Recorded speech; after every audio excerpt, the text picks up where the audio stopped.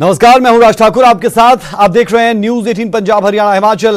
Bulletin की शुरुआत फरीदाबाद से खबर के साथ। फरीदाबाद में न्यूज 18 की खबर का असर हुआ। मदरसे में पढ़ाने वाला शिक्षक गिरफ्तार हुआ है। न्यूज 18 पर खबर दिखाए जाने के बाद गिरफ्तारी हुई। पाबंदी के बावजूद मदरसे में क्लास चल रही थी। एक ही कमरे में करीब 35 से 40 बच्चे दिखाई दिए थे। न मुंह पर मास्क था, न सोशल डिस्टेंसिंग दिखाई दे रही थी। 1 महीने से घर के अंदर चला रहा था मदरसा। नजदीक में ही थाना था, फिर भी पुलिस अनजान थी। जब न्यूज 18 पर खबर दिखी उसके बाद इस शख्स की गिरफ्तारी हुई। ये बड़ी खबर हम आपको बता दें। ये तस्वीरें आप देख सकते हैं बच्चों के निकलते हुए भी यहां से आप साफ तौर पर देख सकते हैं। रुक कर लेते हैं संवाददाता धर्मवीर शर्मा का। धर्मवीर, मदरसे में पढ़ाने वाला शिक्षक गिरफ्तार, अपडेट चाह रहे हैं।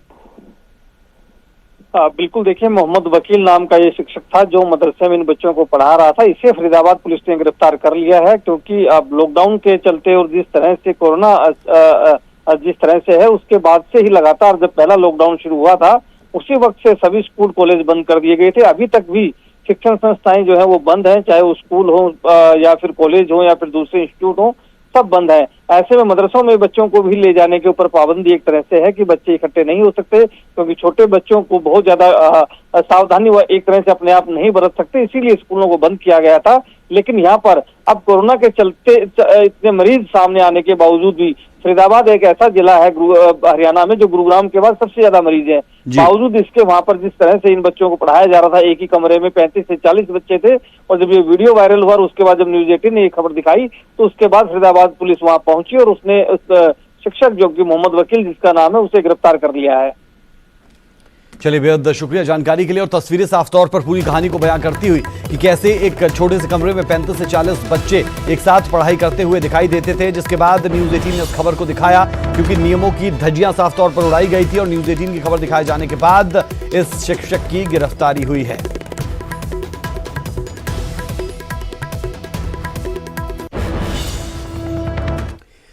पानीपत के बिंछौल गांव के 3 बच्चों की मौत के मामले में इंसाफ मांगने पर ग्रामीणों को लाठियां झेलनी पड़ी है। ग्रामीणों को जीटी रोड से हटाने पर पुलिस ने पहले पानी की बौछार की और फिर लाठीचार्ज कर उन्हें वहां से खदेड़ा। वहीं ग्रामीणों की तरफ से भी पथराव किया गया। बिंछौल गांव के 3 बच्चों की हत्या का आरोप ब्लीच हाउस के मालिक व वहां के लोगों पर लगा था। वहीं ग्रामीण आरोप लगाते हुए रोड जाम करने पहुंचे।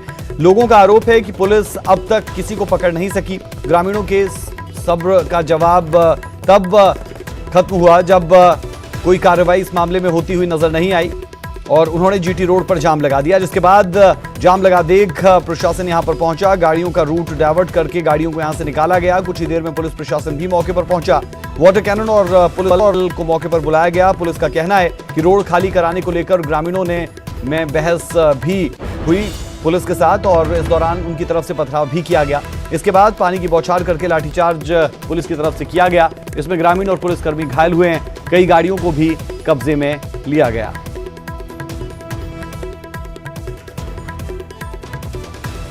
इसलिए कि रह जा रहा गांव बिंजौल में 3 बच्चों की हत्या कर दी खेत मालिक ने और उसकी मां ने। माँ बेटे ने उसकी हत्या करवा दी गांव बिंजौल में। और डाई हाउस में जो डाई हाउस का मालिक है वो बढ़िया है, उन्होंने मतलब बच्चे मार का ओद के अंदर डाल दिए। आज फिर मैं सहयोग मांगता हूं मीडिया का कि जो सरकार ये कहती है हम सबके साथ हैं, वो सरकार जिसमें आईजी से बात हो चुकी है, सीएम खट्टर साहब से बात हो चुकी है, वो जिसमें पर्चे कट चुके हैं, एफआईआर हो चुकी है, सब काम हो चुके हैं, लेकिन दोषी आज भी खुले घूम रहे हैं। देखिए, वो इन्वेस्टिगेशन चली हुई है। इतना सीधा आप जानते हैं कि इतना सीधा वो केस नहीं है कि एकदम हम ये कहते हैं ये मर्डर है या ड्राउनिंग है। उसमें कुछ टेक्निकल रिपोर्ट्स हमारी आनी है, फैसल से आनी है। एसवाइएल पर हरियाणा के डिप्टी सीएम का बयान सामने आया है। लगातार एसवाइएल को लेकर हम देखते हैं कि पंजाब और हरियाणा के बीच में तनातनी बनी रहती है और दुष्यंत चौटाला की तरफ से अब की बार कहा गया कि हम अपना हक लेकर रहेंगे और अमूमन हम देखते हैं कि यही बयान दोनों तरफ से दिए जाते हैं और उनकी तरफ से यह भी कहा गया कि सरकार को सुप्रीम कोर्ट के फैसले का इंतजार रहेगा। दुष्यंत चौटाला ने कांग्रेस पर भी हमला बोला। हरियाणा के कांग्रेसी नहीं चाहते कि पानी हरियाणा को मिले। दुष्यंत चौटाला की तरफ से विपक्ष पर यह आरोप भी मढ़ा गया। बोल सकता हूं कि कांग्रेसी जितने हैं इनकी आज की नहीं पुरानी आदत है कि हरियाणा में पानी न लाया जाए। और इसका उदाहरण तो कांग्रेस के राष्ट्रीय प्रवक्ता ने जाकर NTSYL जो उनका घोषणा पत्र था उसको लॉन्च करवाया था। हरियाणा प्रदेश सुप्रीम कोर्ट का डिवीजन ऑफ वाटर का जो निर्णय है उसका इंतजार कर रही है। जैसे ही वो आएगा हरियाणा प्रदेश अपना पानी का शेयर लेगी। लंबे समय से हिमाचल में कैबिनेट विस्तार को लेकर अटकलें चल रही थी, लेकिन अब इस पर विराम लग गया है। जयराम कैबिनेट में 3 मंत्रियों को जगह मिली है। रिपोर्ट देखिए।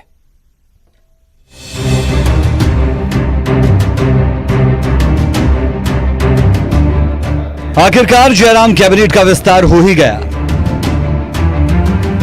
राजभवन में राज्यपाल ने 3 मंत्रियों को पद और गोपनीयता की शपथ दिलाई। कैबिनेट में जिन्हें जगह मिली वो हैं राकेश पठानिया, सुखराम चौधरी और राजेंद्र गर्ग। सीएम जयराम ठाकुर ने सभी मंत्रियों को बधाई दी।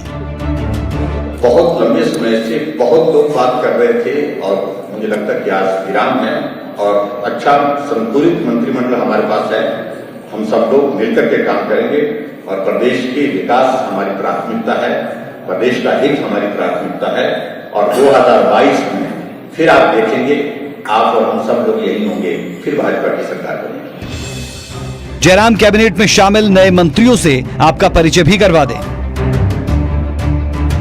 सुखराम चौधरी पांवटा साहिब से विधायक हैं। साल 1998 में बीजेपी की टिकट पर चुनाव लड़ा। हालांकि पारी की शुरुआत में ही वो हार गए, लेकिन साल 2003 में उन्होंने जीत दर्ज की। 2007 में बीजेपी की टिकट पर जीत हासिल की, लेकिन साल 2012 में हुए विधानसभा चुनाव में महज 690 वोटों से हार का सामना करना पड़ा।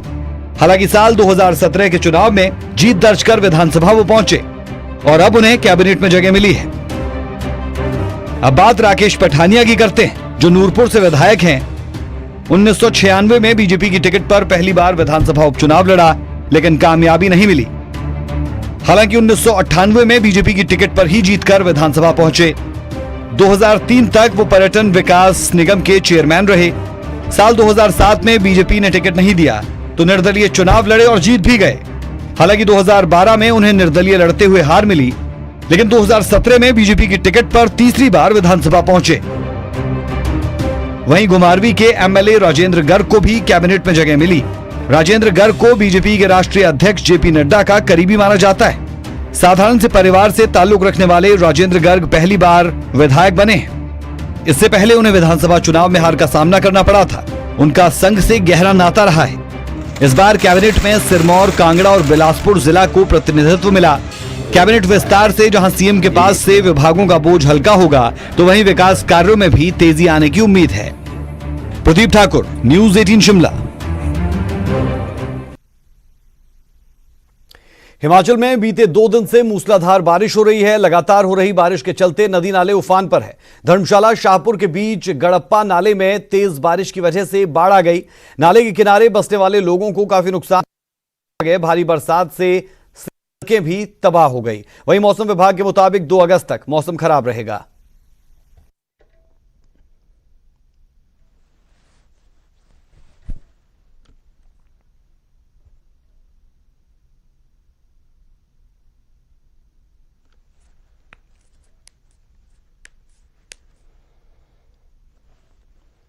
ऊना में आधे घंटे हुई बरसात ने जल निकासी के इंतजामों की पोल खोलकर रख दी। जिला मुख्यालय के कई दफ्तरों में पानी घुसा। डीसी सीजेएम के आवास में भी पानी पानी हुआ।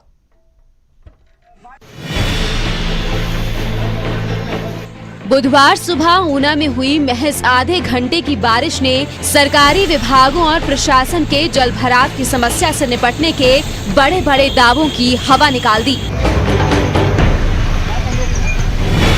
जिला मुख्यालय में पानी भरने से अपने काम के लिए लोगों को परेशानी उठानी पड़ी।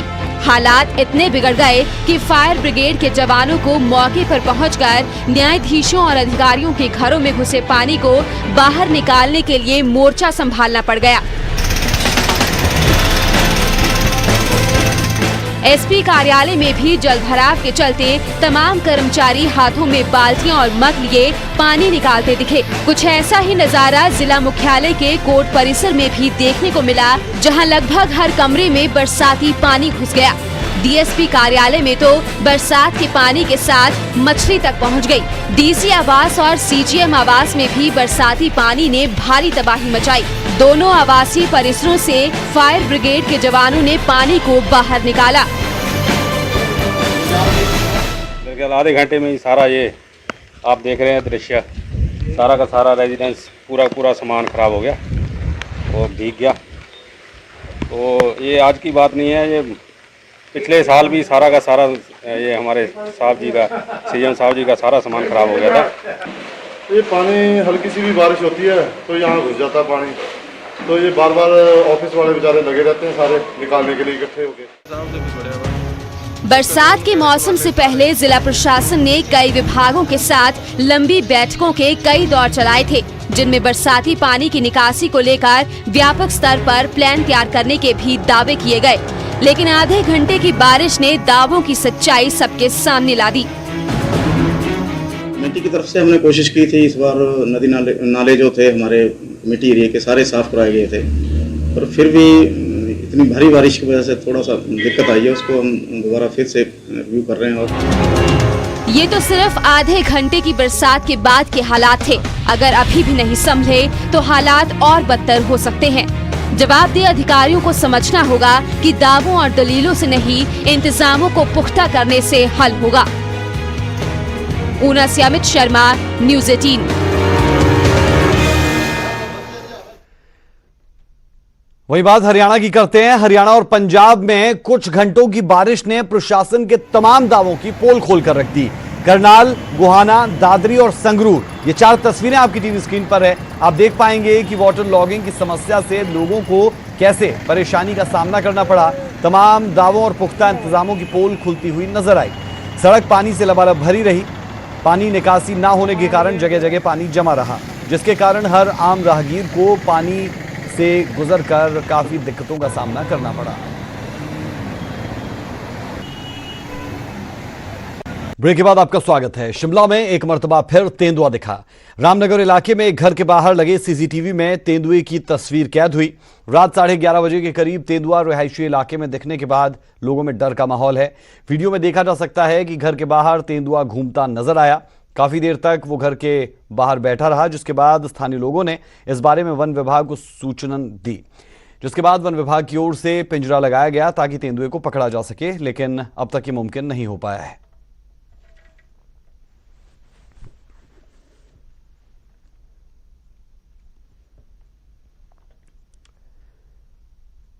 देश में जारी कोरोना संकट के बीच 1 अगस्त से शुरू हो रहे अनलॉक 3 के लिए गृह मंत्रालय ने दिशा निर्देश जारी कर दिए हैं। सरकार की तरफ से जारी गाइडलाइंस के मुताबिक स्कूल और कॉलेजेस को फिलहाल बंद रखा जाएगा। साथ ही साथ सिनेमा घरों को भी खोलने की इजाजत नहीं दी गई है। इसके साथ साथ नाइट कर्फ्यू को हटा दिया गया। वहीं जिम 5 अगस्त से खोलने की अनुमति दी गई।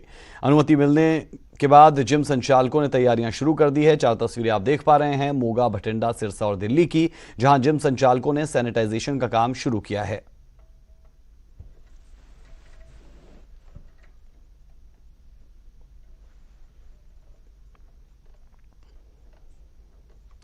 पटियाला में हथियार का लाइसेंस लेने वालों के लिए नया नियम बनाया गया।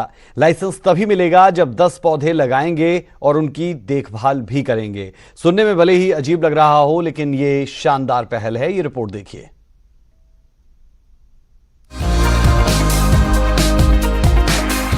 हथियार का लाइसेंस लेने के लिए सरकार ने कई नियम बनाए हैं। इन नियमों का पालन करने के बाद ही हथियार के लाइसेंस मिलते हैं। लेकिन पटियाला में एक और नियम बनाया गया है। जो भी हथियार की लाइसेंस लेना चाहता है उसको पहले 10 पौधे लगाने पड़ेंगे। जी हां, और उनकी देखभाल भी करनी पड़ेगी। पटियाला से सांसद परनीत कौर की पहल पर ये नया नियम लागू किया गया है। अब लोगों को हथियार का लाइसेंस लेने के लिए पहले 10 पौधे किसी पब्लिक प्लेस पर या फिर अपने घर या खेत में लगाने पड़ेंगे और उनके साथ सेल्फी खींचकर उस फोटो को फाइल के साथ लगाकर लाइसेंस के लिए अप्लाई करना पड़ेगा। इसके बाद 2 महीने गुजर जाने के बाद फिर लगाए गए पौधों की फोटो खींचकर भेजनी पड़ेगी और इसके बाद आपकी फाइल को मंजूरी मिलने की प्रक्रिया शुरू होगी। पटियाला के कमिश्नर चंद्र गौंद ने बताया कि इस मुहिम से हम लोगों को पेड़ लगाने में बड़ी मदद मिलेगी। जो लोग असले का लाइसेंस लेंगे उनको नए लाइसेंस के लिए 10 और जो इसको रिन्यू करवाएंगे उसको 5 पौधे लगाने होंगे। मैं ये दसना चाहांगा कि ਜਿਹੜੇ ਐਪਲੀਕੈਂਟ ਨੇ ਪੌਦਾ ਲਗਾਉਣਾ ਹੈ ਉਹ ਜਾਂ ਤਾਂ ਆਪਣੇ ਘਰ ਲਗਾ ਲਵੇ, ਘਰ ਜਗ੍ਹਾ ਨਹੀਂ ਹੈਗੀ ਤੇ ਸਕੂਲ, ਕਾਲਜ, ਐਜੂਕੇਸ਼ਨਲ ਇੰਸਟੀਟਿਊਸ਼ਨ, ਮੰਦਿਰ, ਗੁਰਦੁਆਰਾ, ਈਵਨ ਸ਼ਮਸ਼ਾਨ ਘਾਟ, ਈਵਨ ਰੋਡ ਬਰਮਸ ਦੇ ਲਗਾ ਦੇਵੇ। ਇਹਦੇ ਸਾਨੂੰ ਕੋਈ ਇਤਰਾਜ਼ ਨਹੀਂ ਹੋਏਗਾ। ਪਰ ਇਹਦੇ 'ਚ ਖਾਸ ਜਿਹੜੀ ਗੱਲ ਧਿਆਨ 'ਚ ਰੱਖਣ ਵਾਲੀ ਗੱਲ ਹੋਏਗੀ ਕਿ ਜਿਹੜੇ ਦੋ ਤਰ੍ਹਾਂ ਦੇ ਪੌਦੇ ਤਾਂ ਬਿਲਕੁਲ ਨਹੀਂ ਲਗਾਉਣੇ, ਜਿਹੜੇ ਕਿ ਪੋਪੂਲਰ ਔਰ ਸਫੇਦਾ ਹੈਗੇ, ਜਿਹੜੇ ਪਾਣੀ ਚੂਸਦੇ ਨੇ। ਅਸੀਂ ਤਾਂ ਵਾਟਰ ਲੈਵਲ ਨੂੰ ਉੱਪਰ ਲਿਆਉਣਾ ਧਰਤੀ ਦੇ ਨੂੰ, ਨਾ